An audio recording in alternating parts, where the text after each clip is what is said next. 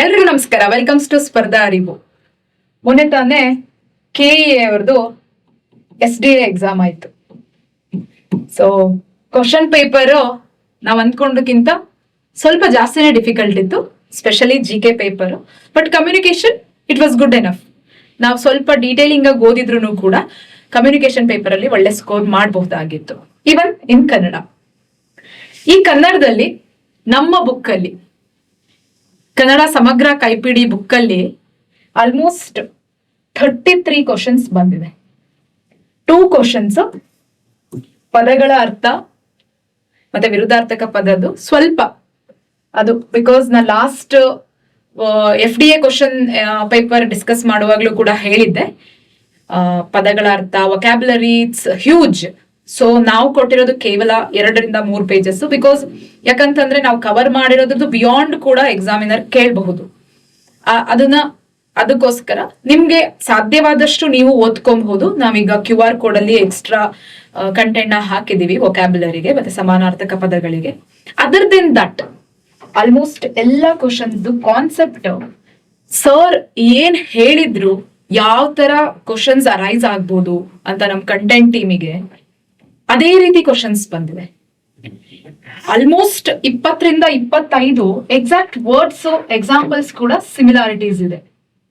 ಇನ್ನ ಉಳಿದಿರುವಂತ ಒಂದು 7-8 ಕ್ವಶನ್ಸ್ ಹೆಂಗಿದೆ ಅಂದ್ರೆ, ನಿಮ್ಗೆ ಈ ಬುಕ್ ನ ಓದಿದ್ರೆ, ಥರೋಲಿ ಓದಿದ್ರೆ ನೀವು ಆ ಕ್ವಶನ್ಸ್ಗೆ ಆನ್ಸರ್ ಮಾಡ್ಬೋದಾಗಿತ್ತು. ಎಕ್ಸಾಂಪಲ್ ಹೇಳ್ತೀನಿ. ಫಾರ್ ಎಕ್ಸಾಂಪಲ್, ನಾವು ಸಂಖ್ಯಾವಾಚಕ, ಗುಣವಾಚಕ ಇದ್ರದ್ದು ಎಕ್ಸ್ಪ್ಲನೇಷನ್ ಕೊಟ್ಟಿದ್ದೀವಿ. ಬಟ್ ವಿ ಕಾಂಟ್ ಗಿವ್ ಎಲ್ಲ ವರ್ಡ್ಸ್ ಗಳನ್ನು ಕೂಡ ನಮ್ಮ ಬುಕ್ ಅಲ್ಲಿ ಮೆನ್ಷನ್ ಮಾಡಕ್ ಆಗೋದಿಲ್ಲ. ಗುಣವಾಚಕ ಅಂದ್ರೆ ಎಕ್ಸಾಂಪಲ್ಸ್, ಗುಣವಾಚಕಗಳು ಏನು ಅಂತ ಹೇಳಿರ್ತೀವಿ, ಸಂಖ್ಯಾವಾಚಕಗಳು ಏನು ಅಂತ ಮೆನ್ಷನ್ ಮಾಡಿರ್ತೀವಿ. ಬಟ್ ಆ ಓವರ್ ಆಲ್ ಎಕ್ಸಾಂಪಲ್ಸ್ ಸೆಂಟೆನ್ಸ್ ಮಾಡಿ ಕೊಡ್ತಾರಲ್ಲ, ಅದನ್ನ ಮೆನ್ಷನ್ ಮಾಡಿಲ್ಲ. But we explain thoroughly about the concept. ಅದು ನಮ್ಗೆ ಸರ್ ಹೇಗ್ ಹೇಳ್ತಾ ಇದ್ರು ಅಂದ್ರೆ, ಬುಕ್ ಕಂಟೆಂಟ್ ಟೀಮ್ಗೆ ಹಿ ಯೂಸ್ ಟು ಟೆಲ್, ಯಾವುದೇ ರೀತಿಯಾದಂತಹ ಕಾನ್ಸೆಪ್ಟು ಸ್ಟೂಡೆಂಟ್ಸ್ ಗಳಿಗೆ ಅರ್ಥ ಆಗ್ಬೇಕು.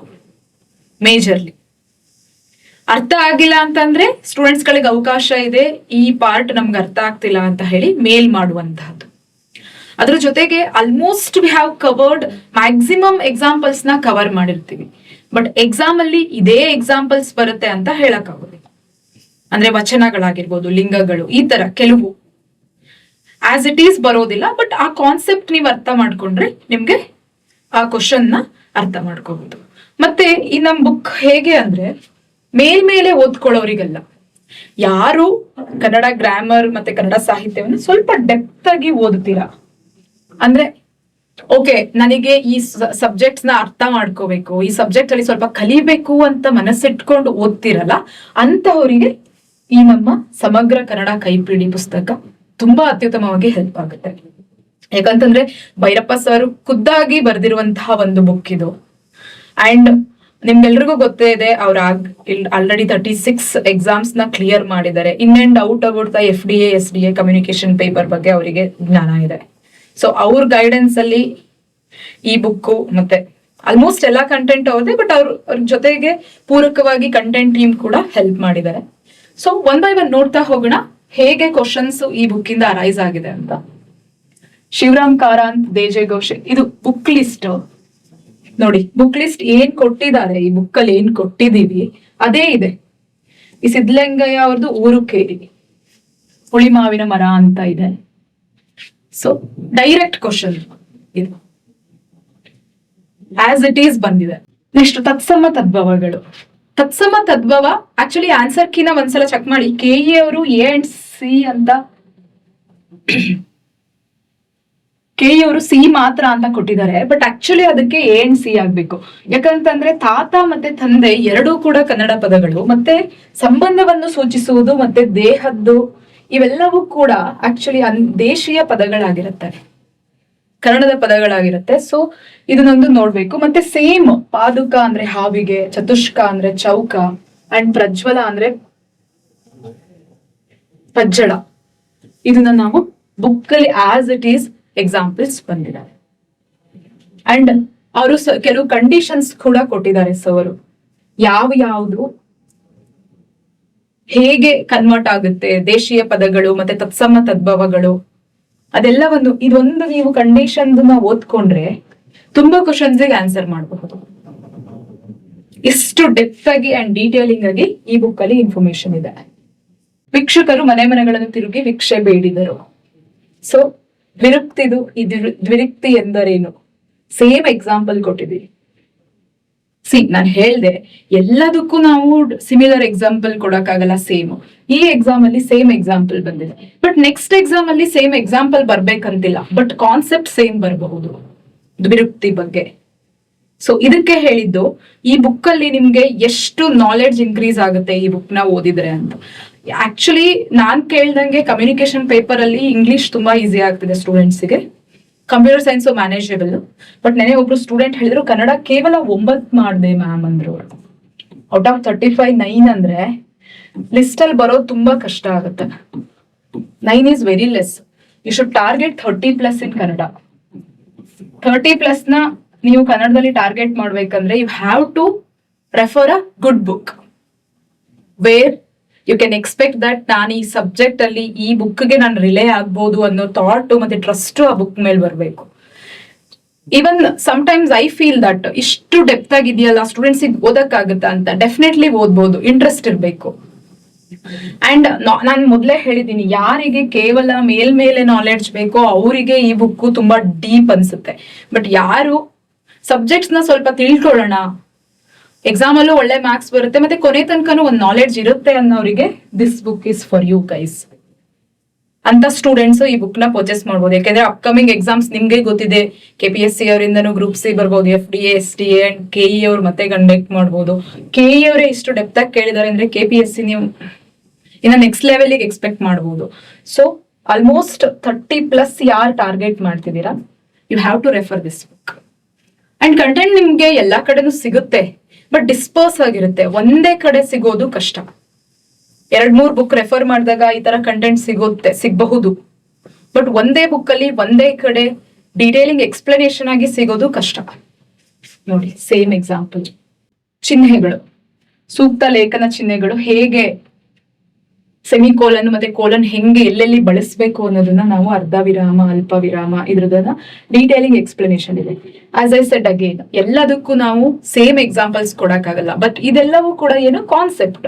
ಒಂದ್ ಕಾನ್ಸೆಪ್ಟ್ ಅರ್ಥ ಮಾಡ್ಕೊಂಡ್ರೆ ಹೇಗೆ ನಾವು ಕಾಮ, ಫುಲ್ ಸ್ಟಾಪ್, ಸೆಮಿಕೋಲನ್, ಕೋಲನ್ ನ ಬಳಸಬಹುದು, ಎಲ್ಲೆಲ್ಲಿ question mark and exclamatory mark ಇವೆಲ್ಲ ಎಲ್ಲೆಲ್ಲಿ ಬಳಕೆ ಆಗುತ್ತದೆ ಅನ್ನುವಂತಹ ಅರಿವು ನಮ್ಗಿದ್ರೆ we can easily solve such questions. So ಅಂತ ಅರಿವು ಮೂಡ್ಬೇಕಂತಂದ್ರೆ ನಿಮ್ಗೆ ಇಲ್ಲಿ ಈ ಬುಕ್ ಅಲ್ಲಿ ಇದೆ ಎಕ್ಸ್ಪ್ಲನೇಷನ್ ಡೀಟೇಲಿಂಗ್ ಆಗಿ. ಈ ತವರ್ ಬಣ್ಣ ಅಂತ ಹೇಳಿ ಒಂದು ಕೇಳಿದರೆ ಸಮಾನಾರ್ಥಕ ಪದ, ಅದು ಗ್ರಾಮ್ಯ.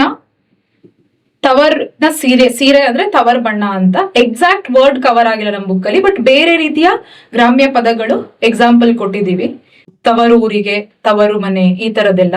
ಬಟ್ ತವರ್ ಬಣ್ಣ ಅದೊಂದು ಮಿಸ್ ಆಗಿತ್ತು. ಎಕ್ಸಾಕ್ಟ್ ಇದೆ ನೋಡಿ, ಸ್ವತಂತ್ರವಾಗಿ ಉಚ್ಚರಿಸುವುದೊಂದು ಸೇಮ್ ಏನಿದೆ ಅದೇ ನಿಮ್ಗೆ ಇಲ್ಲಿ ಸಿಗುತ್ತೆ. ಡಿಟೋ. ವ್ಯಂಜನಗಳಂದ್ರೇನು, ಸ್ವರಗಳಂದ್ರೇನು, same words. Same last time ಕೂಡ ಒಂದು FDL ಕೂಡ ಇದೇ ತರದೊಂದು ಸಂಸ್ಕೃತದ್ದು ರಿಲೇಟೆಡ್ ವ್ಯಂಜನಗಳ ಮೇಲೆ ಕ್ವಶನ್ ಬಂದಿತ್ತು, ಅದು ಕೂಡ ಎಕ್ಸಾಕ್ಟ್ ಸೆಂಟೆನ್ಸ್ ಇತ್ತು. ವಾಕ್ಯಗಳು ಸೇಮ್ ವಾಕ್ಯಗಳಿಲ್ಲ ಅಂದ್ರೂ ಕೂಡ ವಾಕ್ಯಗಳೆಂದರೇನು, ಸಾಮಾನ್ಯ, ಸಂಯೋಜಿತ, ಮಿಶ್ರ, ಈ ವಾಕ್ಯಗಳದ್ದು ಡೆಫಿನೇಷನ್ ಕೊಟ್ಟಿದ್ದೀವಿ. So that if you read this you will understand that ಇದು ಯಾವ ವಾಕ್ಯ, ಸಂಯುಕ್ತ, ಸಂಯೋಜಿತ, ಮಿಶ್ರ ಮತ್ತೆ ಸಾಮಾನ್ಯ ವಾಕ್ಯಗಳಿರುವಂತಹ ಡಿಫ್ರೆನ್ಸ್ ಗೊತ್ತಾದಾಗ ಇಂತಹ ಎಕ್ಸಾಂಪಲ್ ಕೊಟ್ಟಾಗ ಎಕ್ಸಾಮ್ ಅಲ್ಲಿ ನಿಮ್ಗೆ ಅರ್ಥ ಆಗುತ್ತೆ. ಯಾಕಂತಂದ್ರೆ ಎಲ್ಲವೂ ಕೂಡ ಸಾವಿರಾರು ವಾಕ್ಯಗಳಿದೆ, ಸಾವಿರಾರು ವಾಕ್ಯಗಳನ್ನ ನಾವು V can't mention here and examiner they can change. ಈಗ ನೋಡಿ, ಅದು ಭಿಕ್ಷುಕರು ಮನೆಗೆ ಹೋಗಿ ಭಿಕ್ಷೆ ಬೇಡಿದರು ಅನ್ನೋದು ಎಕ್ಸಾಕ್ಟ್ ಸೆಂಟೆನ್ಸ್ ನಾವೇನ್ ಯೂಸ್ ಮಾಡಿದೀವಿ ಅದೇ ಇತ್ತು. ಬಟ್ ಹಂಗೆ ಎಲ್ಲದನ್ನು V can't mention, but we have a concept. ಈ ಕಾನ್ಸೆಪ್ಟ್ ನಿಮ್ಗೆ ಅರ್ಥ ಆದ್ರೆ ಈ ಕ್ವಶನ್ ಈಸಿ ಆಗುತ್ತೆ. ಅಂಡ್ ಎಲ್ಲವೂ ಕೂಡ ನಮ್ಮ ಸಮಗ್ರ ಕನ್ನಡ ಕೈಪಿಡಿ ಬುಕ್ ಅಲ್ಲೇ ಇರುವಂತಹದ್ದು. ನನ್ನ ಸತ್ಯಾನ್ವೇಷಣೆ ಕೃತಿಯನ್ನು ಗಾಂಧೀಜಿಯವರು ರಚಿಸಿದರು. ಇದರಲ್ಲಿ ಕರ್ಮಪದ ಯಾವುದು, ಕರ್ಮಪದ ಅಂದ್ರೆ ಏನು ಅನ್ನೋದನ್ನ ಡೆಫಿನೇಷನ್ ಇಲ್ಲಿ ಕೊಟ್ಟಿದೆ. ಡೆಫಿನೇಷನ್ ವಾಟ್ ಕರ್ಮಪದ ಅಂದ್ರೆ ಏನು, ಎಲ್ಲಿ ಯೂಸ್ ಮಾಡ್ತಾರೆ, ಯಾವ ಪದ ಅಂತ, ಇದು ನಿಮಗೆ ಗೊತ್ತಿದ್ರೆ ಆನ್ಸರ್ ಕೃತಿಯನ್ನು ಅನ್ನೋದು ನಿಮ್ಗೆ ಈಸಿಯಾಗಿ ಗೊತ್ತಾಗ್ತದೆ. ಯಾಕಂತಂದ್ರೆ ನೆಕ್ಸ್ಟ್ ಎಕ್ಸಾಂಪಲ್ ನಿಮ್ಗೆ ಜವಾಹರ್ಲಾಲ್ ನೆಹರು ಅವರು ಕೃತಿ ಬಗ್ಗೆನೂ ಕೇಳಬಹುದು, ಅಥವಾ ಅಬ್ದುಲ್ ಕಲಾಂ ಅವರ ಕೃತಿ ಬಗ್ಗೆನೂ ಕೇಳ್ಬಹುದು, ಇಲ್ಲ ಕುವೆಂಪು ಅವರ ಕೃತಿ ಬಗ್ಗೆನೂ ಕೇಳ್ಬಹುದು. We can't mention everything here. But if you know what is ಕರ್ಮಪದ, ವಾಟ್ ಈಸ್ ಕ್ರಿಯಾಪದ, ವಾಟ್ ಈಸ್ ನಾಮಪದ ಅಂತ ನಿಮಗೆ ಗೊತ್ತಿದ್ದಾಗ ಆನ್ಸರ್ ಮಾಡೋದು ತುಂಬಾ ಈಸಿ ಆಗುತ್ತೆ. ಮತ್ತೆ ಗಾದೆಗಳು ಅಷ್ಟೇ. ಈ ಗಾದೆಗಳು ಆಲ್ಮೋಸ್ಟ್ ಎಲ್ಲವೂ ಮೆನ್ಷನ್ ಆಗಿದೆ. ಕೆಲವು ಗಾದೆಗಳು ಬುಕ್ ಅಲ್ಲಿ ಮಿಸ್ ಆಗಿರುತ್ತೆ. ವೆರಿ ಇಂಪಾರ್ಟೆಂಟ್ ಗಾದೆಗಳನ್ನ ಮೆನ್ಷನ್ ಮಾಡಿದೀವಿ. ನುಡಿಗಟ್ಟುಗಳು ಕೂಡ ಆಲ್ಮೋಸ್ಟ್ ಮೆನ್ಷನ್ ಆಗಿದೆ. ಇದು ಬಲ್ಲೂಕಪತಿ ಆ ನುಡಿಗಟ್ಟುಗಳಲ್ಲಿ ಇಲ್ಲದೆ ಇರೋದ್ರಿಂದ ನೀವು ಇದನ್ನ ಆರಾಮಾಗಿ ತೆಗಿಬಹುದು. ಮಾರಣ ಹೋಮ ಇದೆ, ಅರಣ್ಯ ರೋದನ ಇದೆ, ರಾಮಬಾಣ ಇದೆ. ಇದಿಲ್ಲದೆ ಇರೋದ್ರಿಂದ ಆನ್ಸರ್ ನಿಮ್ಗೆ ಇದು ನುಡಿಗಟ್ಟು ಅಲ್ಲ ಅನ್ನೋದು ಗೊತ್ತಾಗುತ್ತೆ. ಸೊ ಹಾಗಾಗಿ ಈ ಬುಕ್ ಅಲ್ಲಿ we have mention which are very important ನುಡಿಗಟ್ಟುಗಳು. ನುಡಿಗಟ್ಟುಗಳನ್ನ ಈಗ ನೀವೊಂದು 100-200 ನುಡಿಗಟ್ಟುಗಳನ್ನ ಒನ್ಸ್ ಅಥವಾ ಟ್ವೈಸ್ ಹಂಗೆ ನೋಡ್ಕೊಂಡು ಹೋದ್ರೆ ಎಕ್ಸಾಮ್ ಅಲ್ಲಿ ಓಕೆ ಬಲ್ಲೂಕಪತಿ ಇಲ್ಲ ಅಲ್ವಾ ಅನ್ನೋದು ನಿಮ್ಗೆ ಗೊತ್ತಾಗ್ಬಿಡುತ್ತೆ. ಅನ್ಯ ದೇಶೀಯ ಪದಗಳು ನೋಡಿ, ಕೈ, ಬಿಡು, ಶುರು, ಕಾಲು, ಇಲ್ಲಿ ಡೀಟೇಲಿಂಗ್ ಆಗಿ ಮೆನ್ಷನ್ ಆಗಿದೆ. ಅನ್ಯ ದೇಶೀಯ ಪದಗಳು ದೇಹದ ಭಾಗಗಳನ್ನು ಸೂಚಿಸುವುದು ಅನ್ಯ ದೇಶೀಯ ಪದಗಳಲ್ಲ. ಸೊ ಕೈ ಮತ್ತೆ ಕಾಲುನ ತೆಗೆದ್ಬಿಡ್ಬೋದು. ಬಿಡು ಆನ್ಸರ್ ಶುರು ಆಗುತ್ತೆ. ಶುರು ಅದನ್ನು ನಾವು ಮೆನ್ಷನ್ ಮಾಡಿದೀವಿ ಇಲ್ಲಿ.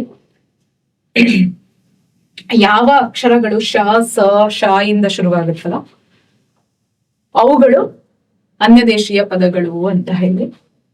ಸೊ ಹಾಗಾಗಿ ಇದರಲ್ಲಿ ನಿಮ್ಗೆ ಇದನ್ನ ಕನ್ಫ್ಯೂಸ್ ಮಾಡ್ಕೊಂಡ್ಬಿಡ್ತೀರಾ, ವಿಜಾತಿಯ ಒತ್ತಕ್ಷರ ಇದೆಯಲ್ಲ ಅಂತ. ಬಟ್ ನಿಮ್ಗೆ ಕೈ ಮತ್ತೆ ಕಾಲು ಅನ್ನೋದು ದೇಹದ ಭಾಗಗಳು ದೇಶೀಯ ಪದಗಳು ಅನ್ನುವಂತಹ ಒಂದು ಕೀ ಕಾನ್ಸೆಪ್ಟ್ ಈ ಬುಕ್ ಅಲ್ಲಿ ಕೊಟ್ಟಿದೀವಿ. ಅದನ್ನ ನೀವು ಓದಿದ್ರೆ ನೀವು ಇದನ್ನ ಆರಾಮಾಗಿ ತೆಗ್ದ್ಬಿಡ್ತಿದ್ರಿ ಅಂಡ್ ಆನ್ಸರ್ ನಿಮ್ಗೆ ಶುರು ಅನ್ನೋದು ಈಸಿಯಾಗಿ ಗೊತ್ತಾಗ್ತಿತ್ತು. ಇಂತಹ ಸಣ್ಣ ಸಣ್ಣ ವಿಚಾರಗಳು ಕೂಡ ಈ ಬುಕ್ ಅಲ್ಲಿ ಇದೆ.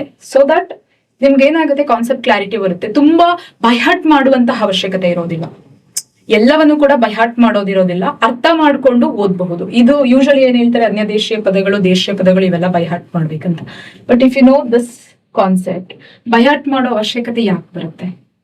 ಕಾನ್ಸೆಪ್ಟ್ ಅರ್ಥ ಆದಾಗ ಇದಕ್ಕೆ ಕಾನ್ಸೆಪ್ಟ್ ಹಾಕ್ಬೋದು. ನೀವು ಬೈಹಾಟ್ ಮಾಡ್ತಾ ಕೂತ್ಕೊಂಡ್ರೆ 1000 ವರ್ಡ್ಸ್ ಇರುತ್ತೆ, ದೇಶೀಯ, ಅನ್ಯ ದೇಶೀಯ. ಮತ್ತೆ ಇನ್ನೊಂದೇನಂತಂದ್ರೆ ಈ ಗುಣವಾಚಕಗಳು, ಸಂಖ್ಯಾವಾಚಕಗಳು, ಕ್ರಿಯಾಪದಗಳು ಇವೆಲ್ಲವನ್ನು ನಾವು ಬುಕ್ ಅಲ್ಲಿ ಡೀಟೇಲಿಂಗ್ ಆಗಿ ಕೊಟ್ಟಿದೀವಿ. ಎಕ್ಸಾಮ್ ಅಲ್ಲಿ ಸೇಮ್ ಸೆಂಟೆನ್ಸ್ ಅಥವಾ ಸೇಮ್ ಪದ ಬಂದಿಲ್ಲ, ಬಟ್ ಆದ್ರೆ ಸೇಮ್ ಕಾನ್ಸೆಪ್ಟ್ ಬಂದಿದೆ. ಯಾಕಂತಂದ್ರೆ ಅಷ್ಟು ದೊಡ್ಡದು, ಇಷ್ಟು ಚಿಕ್ಕದು, ಈ ತರದೆಲ್ಲ ನಾವು ಎಕ್ಸಾಮ್ ಅಲ್ಲಿ ಮೆನ್ಷನ್ ಮಾಡಿದ್ವಿ. ಬಟ್ ಇಲ್ಲಿ ಕೇಳಿರುವಂತಹ ಎಕ್ಸಾಂಪಲ್ಸ್ ಡಿಫ್ರೆಂಟ್ ಇದೆ.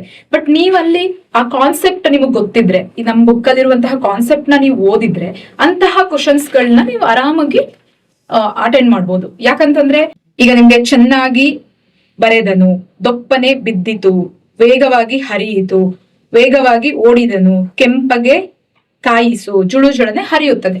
ಇವೆಲ್ಲವೂ ಕಾಮನ್ ಸೆನ್ಸ್ ಯೂಸ್ ಮಾಡಿ ಬರೆಯುವಂತಹ ಒಂದು ಕ್ವಶನ್ಸ್. ಯಾಕಂದ್ರೆ ಸೌಂಡ್ ಅಥವಾ ಬರೆಯೋ ರೀತಿ ಆಗಿರ್ಬೋದು, ಓಡೋದಾಗಿರ್ಬೋದು, ಇದೆಲ್ಲವೂ ಕೂಡ ಬುಕ್ ಅಲ್ಲಿ ಸಿಮಿಲರ್ ಆಗಿ ಮೆನ್ಷನ್ ಆಗಿಲ್ಲ. ಬಟ್ ಒಂದು ಸೆಂಟೆನ್ಸ್ ಅಂತ ತಗೊಂಡಾಗ ಹೇಗಿರ್ಬೇಕು ಅನ್ನೋದನ್ನ ವಿ ಹ್ಯಾವ್ ಮೆನ್ಷನ್ಡ್. ದೆನ್ ವರ್ತಮಾನ ಕಾಲಗಳು, ವರ್ತಮಾನ ಕಾಲ, ಭೂತಕಾಲ, ಭವಿಷ್ಯತ್ ಕಾಲ, ಅದ್ರ ಬಗ್ಗೆನೂ ಡೀಟೇಲಿಂಗ್ ಆಗಿ ಕೊಟ್ಟಿದ್ದೀವಿ. ಬಟ್ ಅದ್ ನಿಮ್ಗೆ ಗೊತ್ತಿರ್ಬೇಕು. ವರ್ತಮಾನ ಕಾಲ ಅಂದ್ರೆ ಇವಾಗ ನಡೀತಿದೆ ಕಾನ್ಸೆಪ್ಟ್, ಭೂತ ಅಂದ್ರೆ ಆಲ್ರೆಡಿ ಆಗಿದೆ, ಭವಿಷ್ಯತ್ ಅಂದ್ರೆ ಮುಂದೆ ಬರುವಂತದ್ದು. ಈ ತರ ಇದ್ದಾಗ ಪ್ರಾಪರ್ ವರ್ಡ್ ಯಾವುದು, ಪೂರ್ಣ ವರ್ತಮಾನ, ಭವಿಷ್ಯತ್ ಕಾಲ, ಇದೆಲ್ಲ ಗೊತ್ತಿದ್ರೆ ನಿಮ್ಗೆ ಆ ಕಾನ್ಸೆಪ್ಟ್ ಕೂಡ we have mention thoroughly in our book. Then ನೋಡಿ, ಯಾವುದು ವಿಂಗಡಣೆಯಲ್ಲಿ ತಪ್ಪಾದ ಆಯ್ಕೆಯನ್ನು ಗುರುತಿಸಿ, ಬಿಡಿಸಿ ಬರೆಯೋದು. ಎಕ್ಸಾಕ್ಟ್ ಆಗಿ ಇಲ್ಲಿ ಎಕ್ಸಾಂಪಲ್ಸ್ ಕೊಟ್ಟಿದೀವಿ, ಹಿಂಗೆ ಬಿಡಿಸಿ ಬರಿಬೇಕಂತ. ಸೇಮ್ ಎಕ್ಸಾಂಪಲ್ಸ್ ಇಲ್ಲದೆ ಇರ್ಬೋದು, but you will understand that ಹೇಗ್ ಬರಿಬೇಕು. ಕ, ವೇ, ರೀಗೆ ಯಾವ್ಯಾವುದು ಅನ್ನೋದು. ಅಣ್ಣ, ಅಕ್ಷ, ಚಿನ್ನ, ಹಬ್ಬ, ಇದು. ಅಂಡ್ ಕೆಲವು ಗಾದೆಗಳು ನಾನು ಹೇಳ್ದಂಗೆ ಆಸ್ ಇಟ್ ಈಸ್ ಬಂದಿಲ್ಲ, ಬಟ್ ಆತರ ಸಿಮಿಲಾರಿಟೀಸ್ ಗಾದೆ ನೋಡಿದಾಗ ನಿಮ್ಗೊಂದು ಐಡಿಯಾ ಬಂದಿರುತ್ತೆ. ಓಕೆ, ಯಾಕಂತಂದ್ರೆ ಗಾದೆಗಳು ಲಕ್ಷಾಂತರ ಇದಾವೆ, ಲಕ್ಷಾಂತರ ಗಾದೆಗಳನ್ನ ಬುಕ್ ಅಲ್ಲಿ ಆಸ್ ಇಟ್ ಈಸ್ ಪ್ರಿಂಟ್ ಮಾಡಕ್ಕೆ ಆಗುತ್ತಿಲ್ಲ. But still we have mention very very important 5 to 6 pages of ಗಾದೆಸ್. ಸ್ವಲ್ಪ ಇನ್ನ ಅದರಲ್ಲಿ ಕೆಲವು ಎಕ್ಸ್ಟ್ರಾನು ಕೇಳಿದ್ದಾರೆ. ಯಾಕಂತಂದ್ರೆ ಐ ಕಾಂಟ್ ಸೇ ದಟ್ ಎಲ್ಲ ಗಾದೆಗಳು ವರ್ಡ್ ಟು ವರ್ಡ್ ಬಂದಿದೆ ಅಂತ. ಬಟ್ ನೀವು 100 ಗಾದೆಗಳನ್ನ ಓದಿದಾಗ ಒಂದೆರಡು ಗಾದೆಗಳು ಹೀಗೆ ಇರುತ್ತೆ ಅಂತ ಗೆಸ್ ಮಾಡ್ಬೋದು. ಇಲ್ಲಿ ಕೊಟ್ಟಿರುವಂತದ್ದು ಹೆದರಿದವನ ಕಣ್ಣಿಗೆ ಹಗ್ಗವೇ ಹೂವು ಅಂತ ಇದೆ. ಈಸಿಯಾಗಿ ಎಲಿಮಿನೇಟ್ ಮಾಡು. ಹೆದ್ರದಾಗ ಹಗ್ಗ ಹೂವಾಗಿ ಕಾಣಿಸಿದ್ರೆ ಅದು ಗಾದೆ ಆಗಲ್ಲ. ಹೆದ್ರದಾಗ ಹಗ್ಗ ಹಾವಾಗಿ ಕಾಣಿಸುತ್ತೆ, ಅವಾಗ ಅದು ಗಾದೆ ಆಗುತ್ತೆ. ಯಾಕಂತಂದ್ರೆ ಭಯ ಇದ್ದಾಗ್ಲೇ ಅಲ್ವಾ ನಮ್ಗೆ ಎಲ್ಲವೂ ನೆಗೆಟಿವ್ ಆಗಿ ಕಾಣಿಸೋದು. ವೆನ್ ಪಾಸಿಟಿವ್ ಆಗಿದ್ದಾಗ ನೆಗೆಟಿವ್ ಕೂಡ ಪಾಸಿಟಿವ್ ಆಗಿ ಕಾಣಿಸುತ್ತೆ. ಇದೆಲ್ಲ ಕೆಲವು ಕಾಮನ್ ಸೆನ್ಸ್. ಬಟ್ ಹಲವಾರು ಗಾದೆಗಳನ್ನ ಓದಿದಾಗ ನಿಮ್ಗೆ ಈ ಗಾದೆನ ಗುರುತಿಸಕ್ಕೆ ಈಸಿ ಆಗುತ್ತೆ. ದೆನ್ ಶಬ್ದಗಳು ಆಸ್ ಇಟ್ ಈಸ್. ಈ ಶಬ್ದಗಳು ಏನಿದೆ ಅಲ್ಲ, ಆಸ್ ಇಟ್ ಈಸ್ ಬುಕ್ ಅಲ್ಲಿ ಇದೆ ಎಲ್ಲವೂ ಕೂಡ. ಎಕ್ಸಾಕ್ಟ್ ಹಾಕಿದೀನಿ ನೋಡಿ. ಸೊ ಇಷ್ಟು ಒಂದು ವರ್ಡ್ಗಳು ಕೂಡ ಚೇಂಜ್ ಆಗಿಲ್ಲ. ನಾವು ಹೇಗ್ ಕೊಟ್ಟಿದೀವಿ ಹಾಗೇನೆ ಬಂದಿದೆ. This is one of the beautiful question. ಹುಲಿ ಅಂಜಿಕೆ. ಹುಲಿಯ ದೆಸೆಯಿಂದ ಅಂಜಿಕೆ ಅಥವಾ ಹುಲಿಯಿಂದ ಅಂಜಿಕೆ. ಪಂಚಮಿ ತತ್ಪುರುಷ ಸಮಾಸ. ಯಾಕಂದ್ರೆ ಕೆಲವು ಸಲ ಇಂದ ದಸೆಯಿಂದ ಅಂತ ಎರಡೂ ಕಡೆ ನಾವು ಬಿಡಿಸಿ ಬರೆದಾಗ ಅದು ಪಂಚಮಿ ತತ್ಪುರುಷ ಸಮಾಸ ಆಗುತ್ತೆ. ಸೊ ಇಷ್ಟು ಕಂಪ್ಲೀಟ್ ಡೀಟೇಲಿಂಗ್ ಅಬೌಟ್ ತತ್ಪುರುಷ ಸಮಾಸ ಈ ಬುಕ್ ಅಲ್ಲಿ ನಿಮಗೆ ಸಿಗುತ್ತೆ. ಪಂಚಮಿ ತತ್ಪುರುಷ ಸಮಾಸ, ತೃತೀಯ ತತ್ಪುರುಷ ಸಮಾಸ, ಚತುರ್ಥಿ, ಪಂಚಮಿ, ಷಷ್ಠಿ ನೋಡಿ ಇನ್ ಡೀಟೇಲಿಂಗ್ ಆಗಿ ಎಕ್ಸಾಂಪಲ್ ಸಮೇತ ಕೊಟ್ಟಿದೀವಿ. ಸೊ ಇಲ್ಲಿ ಹುಲಿಯಿಂದ ಅಂಜಿಕೆ ಎಕ್ಸಾಂಪಲ್ ಕೂಡ ಸೇಮ್ ಇದೆ. ಹುಲಿ ಅಂಜಿಕೆ ಅಂತಾನೂ ಕೂಡ ನಾವು ಕೊಟ್ಟಿದ್ದೀವಿ. ಅದು ಇಂದ ಮತ್ತೆ ದಸೆಯಿಂದ ಎರಡೂ ಆಗೋದ್ರಿಂದ ಪಂಚಮಿ ತತ್ಪುರುಷ ಸಮಾಸ ಆಗುತ್ತೆ. ಸೊ ಎಷ್ಟು ಇನ್ ಡೆಪ್ತ್ ಆಗಿ ಒಂದು ಕಾನ್ಸೆಪ್ಟ್ ನ ಓದ್ಬೇಕಂದ್ರೆ ನೀವು ಈ ಬುಕ್ ನ ನೋಡ್ಬೇಕು. ಯಾಕಂತಂದ್ರೆ ಸಮಾಸಗಳು ನಾನು ಓದಿದ ಪ್ರಕಾರ ನನಗೆ 8 ಸಮಾಸಗಳಷ್ಟೇ ಗೊತ್ತಿತ್ತು. ಈ ಒಳಗೆ ತೃತೀಯ, Chaturthi, Panchami. when I saw the paper I was surprised ಇಷ್ಟು ಡೆಪ್ತ್ ಆಗಿ ಕೇಳ್ತಾರ ಅಂತ. ಬಟ್ ಈ ಬುಕ್ ಅಲ್ಲಿ ಆ ಇನ್ಫಾರ್ಮೇಶನ್ ಇದ್ದಾಗ ನಿಜವಾಗ್ಲೂ ಖುಷಿ ಆಯ್ತು. ಓಕೆ, ಎಕ್ಸಾಮಿನರ್ ಕೇಳೋದು ಮೈಂಡ್ ಸೆಟ್ ಗೆ ನಮ್ ಸರ್ ಈ ಬುಕ್ ನ ಡಿಸೈನ್ ಮಾಡಿದ್ದಾರೆ ಅಥವಾ ಈ ಬುಕ್ ಅಲ್ಲಿ ಕಂಟೆಂಟ್ ಹಾಕಿದ್ದಾರೆ ಅಂತ ಐ ಫೈಂಡ್. ಹಾಲು, ಪಾಲು, ಪಲಸ್ ಇದ್ ನೋಡಿ ಎಕ್ಸಾಕ್ಟ್ ಆಗಿ ಇಲ್ಲಿ ಕಂಡೀಷನ್ ಕೊಟ್ಟಿದೀವಿ. ಪಾ ಬಂದಾಗ ಹಾ ಬರುತ್ತೆ, ವಾ ಬಂದಾಗ ಬಾ ಬರುತ್ತೆ. ನಿಮ್ಗೆ ಈ ಥಿಯರಿ ಕಾನ್ಸೆಪ್ಟ್ ಗೊತ್ತಿದ್ದಾಗ you will answer this question easily. ಈ ಕ್ವಶನ್ ನ ಕರೆಕ್ಟ್ ಆಗಿ ಆನ್ಸರ್ ಮಾಡ್ತೀರಾ. ಎಲ್ಲಿ ಚೇಂಜ್ ಆಗುತ್ತೆ, ಹೇಗೆ ಚೇಂಜ್ ಆಗುತ್ತೆ ಅನ್ನುವಂತಹ ಕಾನ್ಸೆಪ್ಟ್ ಅರ್ಥ ಆದಾಗ ಹಕಾರ ಮತ್ತೆ ಪಕಾರಗಳದು you will write the correct answer. So in detailing ಆಗಿ ನೀವು ಓದಂಗಾಗುತ್ತೆ. ಅಲಂಕಾರದಲ್ಲಿ ಉಪಮ ಅಂದರೇನು, ರೂಪಕ ಅಂದರೇನು, ಎಲ್ಲ ಅಲಂಕಾರಗಳು. ಇಲ್ಲಿ ಉಪಮಾಲಂಕಾರ ಅಲ್ಲದೆ ಇರುವುದು. ನಿಮ್ಗೆ ಉಪಮಾಲಂಕಾರದಲ್ಲಿ ಅಂತೆ ಅನ್ನುವಂತಹ ಒಂದು ಶಬ್ದ ಬರುತ್ತೆ ಅಂತ ಗೊತ್ತಿದ್ರೆ ನೀವಿಲ್ಲಿ ಆನ್ಸರ್ ಮಾಡ್ಬೋದು. Because we can't mention every example as I said. But ಇಲ್ಲಿ ಕಾನ್ಸೆಪ್ಟ್ ಗೊತ್ತಿರುತ್ತೆ ನಿಮ್ಗೆ. ಅಂತೆ ಅಂತ ಬಂದಾಗ ಅಥವಾ ಚಂದ್ರನ ಮುಖ ಅಂತ ಬಂದ್ರೆ ರೂಪಕ ಬರುತ್ತೆ. ಚಂದ್ರನಂತೆ ಮುಖ, ಹೊಳೆಯುವಂತೆ ಮುಖ, ಹವಳದಂತೆ ಮುಖ, ಅಂತೆ ಅಂತ ಒಂದು ವರ್ಡ್ ಬಂದಾಗ ಉಪಮಾಲಂಕಾರ ಬರುತ್ತದೆ ಅನ್ನುವಂತ ಒಂದು ಕಾನ್ಸೆಪ್ಟ್ ಗೊತ್ತಿದ್ರೆ ಈ ಕ್ವಶನ್ಗೆ ನೀವು ಈಸಿಯಾಗಿ ಆನ್ಸರ್ ಮಾಡ್ತಿದ್ರಿ. ಅದು ಇಲ್ಲಿದೆ. ಗುಂಪಿಗೆ ಸೇರದ ಪದಗಳು, ವಿರುದ್ಧ ಪದಗಳು ಸೇಮ್ ಇಲ್ಲಿ ಯಾವ್ದಿದೆ ಅವೆಲ್ಲವೂ ಮೆನ್ಷನ್ ಆಗಿದೆ ವಿರುದ್ಧ ಪದಗಳಲ್ಲಿ.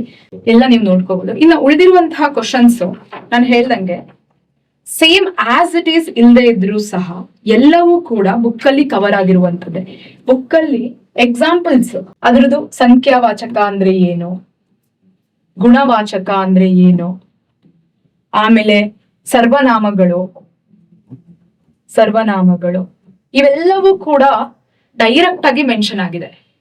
ಬಟ್ ಈ ಕೇಳಿರುವಂತಹ ಕ್ವಶನ್ಸ್ ಲೈಕ್ ಈ ಹಲಸಿನಕಾಯಿನ ಚಿಕ್ಕ ಕಾಸನ್ನು ನಾನು ಹೆಚ್ಚಾಗಿ ಬಳಸುವುದಿಲ್ಲ, ಡೈರೆಕ್ಟ್ ಒಂದು ನಾವು ತಗೊಂಡಿಲ್ಲ, ಡೈರೆಕ್ಟ್ ಎಕ್ಸಾಂಪಲ್ ಇಲ್ಲ. ಗುಣವಾಚಕ ಇಲ್ಲಿ ಚಿಕ್ಕ ಅನ್ನೋದು ಗುಣ, ಬಟ್ ನಾವು ಮೆನ್ಷನ್ ಮಾಡಿದ್ವಿ ಚಿಕ್ಕ, ದೊಡ್ಡ,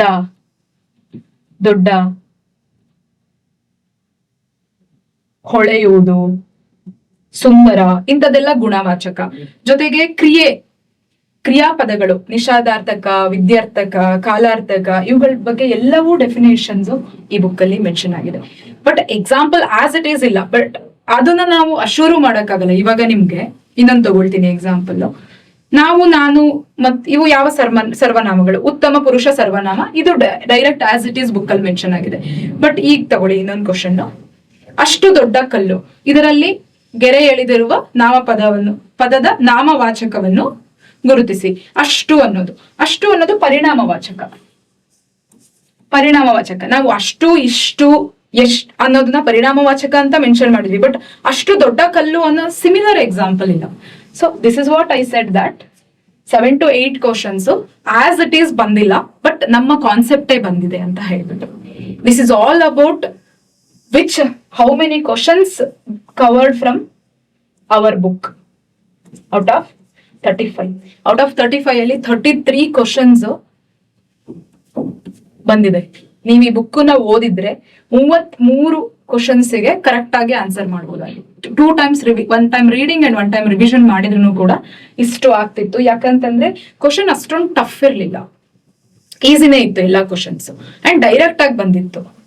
ಎಲ್ಲೂ ಕೂಡ ಟ್ವಿಸ್ಟ್ ಆಗಿ ಅತಿಯಾಗಿ ಮೀಮಾಂಸೆ ಅದ್ ಯಾವ್ದು ಕೇಳಿರ್ಲಿಲ್ಲ. ವ್ಯಾಕರಣದಲ್ಲೇ ಕ್ವಶನ್ಸ್ ಇದ್ದಿದ್ರಿಂದ ಇವನ್ ಸಾಹಿತ್ಯನೂ ಕೂಡ ತುಂಬಾ ಜಾಸ್ತಿ ಕ್ವಶನ್ಸ್ ಇರ್ಲಿಲ್ಲ. 1 or 2 ಸಾಹಿತ್ಯ ಕ್ವಶನ್ಸ್ ಇತ್ತು, ಬಟ್ ಆಲ್ಮೋಸ್ಟ್ ಗ್ರಾಮರ್ ಇತ್ತು. ಸೊ ಗ್ರಾಮರ್ ಎಲ್ಲ ಕಾನ್ಸೆಪ್ಟ್ ಇರುವಂತಹದ್ದು. ಸಾಹಿತ್ಯ ನಾನು ಹೇಳ್ತೀನಿ, ಕೆಲವು ಬುಕ್ಸ್ ನ ನೆನ್ಪಿಟ್ಕೊಳ್ಳೋದು ಅವೆಲ್ಲ ಕಷ್ಟ ಆಗ್ಬೋದು, ಬಟ್ ಗ್ರಾಮರ್ ನ ಕಾನ್ಸೆಪ್ಚುವಲ್ ಕ್ಲಾರಿಟಿ ಇದ್ರೆ ನಿಮ್ಗೆ ಗ್ರಾಮರ್ ಅಲ್ಲಿ ಬೈಹಾರ್ಟ್ ಹೊಡೆಯುವಂಥದ್ದು ಅಥವಾ ನೆನ್ಪಿಟ್ಕೊಳ್ಳೋದು ತುಂಬಾ ಕಮ್ಮಿ ಇರುತ್ತೆ. ಸೊ ಹೋಪ್ಫುಲಿ ನಿಮ್ಗೆ ಈಗ ನಮ್ ಬುಕ್ ಅಲ್ಲಿ ಎಷ್ಟು ಕ್ವಶನ್ಸ್ ಬಂದಿದೆ ಅಂತ ವಿತ್ ಪ್ರೂಫ್ ನಾನು ತೋರಿಸಿದೀನಿ.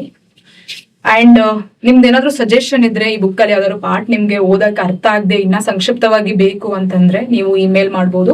ಇದು ಸರೇ ಹೇಳಿದ್ದಾರೆ. ಅಂಡ್ ಈ ಬುಕ್ನ ಸರ್ ಶಬ್ದಮಣಿ ದರ್ಪಣ ಅಲ್ಲಿಂದ ತಗೊಂಡು ಮಾಡಿರುವಂತಹದ್ದು ಇಂಪಾರ್ಟೆಂಟ್ ಕಾನ್ಸೆಪ್ಟ್ ನ.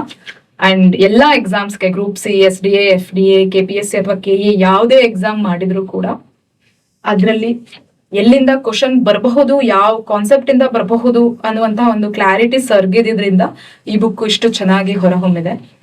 ಸೊ ಆದಷ್ಟು ಬೇಗ ನೀವು ಈ ಬುಕ್ ನ ಖರೀದಿ ಮಾಡ್ಕೊಳ್ಳಿ. ಅಪ್ಕಮಿಂಗ್ ಎಕ್ಸಾಮ್ಸ್ ಅಲ್ಲಿ even you can at least score 30+ at least. But ಓದ್ಬೇಕು, ಡೆಪ್ತ್ ಆಗಿ ಓದುವಂತವ್ರು ಮಾತ್ರ ತಗೊಳ್ಳಿ. ಸುಮ್ನೆ ಮೇಲ್ಮೇಲೆ ಓದ್ಕೊಂಡು ಹೋಗ್ತೀನಿ ಅಂದ್ರೆ ಇಷ್ಟು ದುಡ್ಡು ಕೊಟ್ಟು ಬುಕ್ಸ್ ಪರ್ಚೇಸ್ ಮಾಡೋದು ಐ ಡೋಂಟ್ ಸಜೆಸ್ಟ್. ಬಟ್ ಯಾರಿಗೆ ಸ್ವಲ್ಪ ಕಾನ್ಸೆಪ್ಟ್ ಕ್ಲಾರಿಟಿ ಬೇಕು, 30ಗಿಂತ ಜಾಸ್ತಿ ಮಾರ್ಕ್ಸ್ ಬೇಕು ಅಂತ ಅನ್ಕೊಂಡಿರ್ತೀರಾ, you can purchase this book. ಇನ್ನೊಂದು ಮೇಜರ್ ಆಗಿ very important about this book, ಎಲ್ರು 28ರಿಂದ 30 ಸ್ಕೋರ್ ಮಾಡಕ್ಕೆ ಸಫಿಶಿಯಂಟ್ ಆಗಿ ಓದಿರ್ತಾರೆ. ಬಟ್ ಎಕ್ಸಾಕ್ಟ್ ಆಗಿ 32 ಅಥವಾ 33 ಜಸ್ಟ್ ಎಕ್ಸ್ಟ್ರಾ 4 ಕರೆಕ್ಟ್ ಮಾಡ್ಬೇಕು ಅಂದ್ರೆ ನಿಮ್ಗೆ ಈ ಬುಕ್ ತುಂಬಾ ಹೆಲ್ಪ್ ಆಗುತ್ತೆ. ಯಾಕಂತಂದ್ರೆ as I said, sir explained each and every concept ಸ್ಟೂಡೆಂಟ್ಸ್ಗೆ ಅರ್ಥ ಆಗೋ ತರ.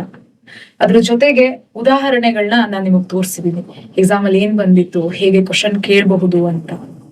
ಸೊ ನೀವು ಈ ಬುಕ್ ನ ತಗೊಂಡ್ರೆ ಆ ಎಕ್ಸ್ಟ್ರಾ 4 ಮಾರ್ಕ್ಸ್ ಅದರ್ ಬೇರೆಯವ್ರಿಗಿಂತ 4 ಮಾರ್ಕ್ಸ್ ಅಥವಾ 4 ಕ್ವಶನ್ಸ್ ಕರೆಕ್ಟ್ ಆಗೋದಕ್ಕೆ ಈ ಬುಕ್ ನಿಮ್ಗೆ ಹೆಲ್ಪ್ ಮಾಡುತ್ತೆ. Thank you one and all.